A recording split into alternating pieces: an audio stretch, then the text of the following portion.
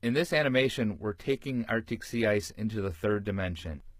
Here, we're looking at the ice age, which is an indicator of thickness. Generally, older ice is thicker ice. And so what you see in this animation is, first of all, the ice pulsing out and in with the seasons. In winter, the ice grows out and expands outward. In summer, it contracts inward as it melts.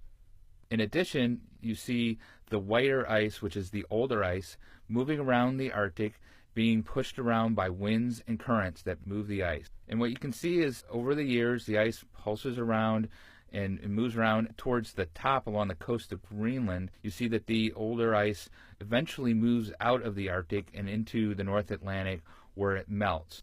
But the ice gets replenished within the Arctic because some of the ice survives each summer and grows older. And particularly in a region north of Alaska called the Beaufort Sea, where the ice spins around in a clockwise direction called the Beaufort Gyre.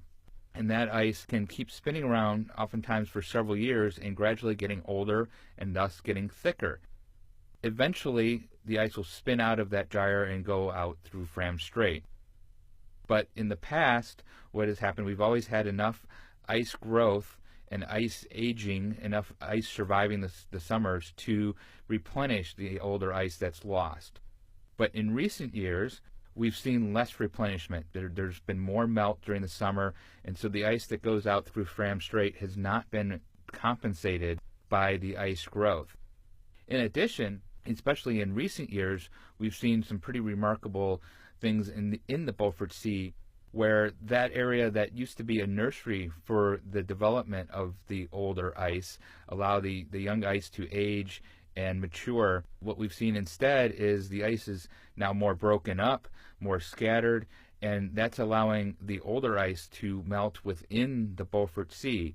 So we're seeing the Beaufort Sea go from a nursery to a graveyard for older ice. And as we get towards the more recent years, much of that oldest ice, the ice that's older than 5 years old and the bright white, has almost virtually disappeared from the Arctic Ocean, and the Arctic is now dominated by younger and thinner ice.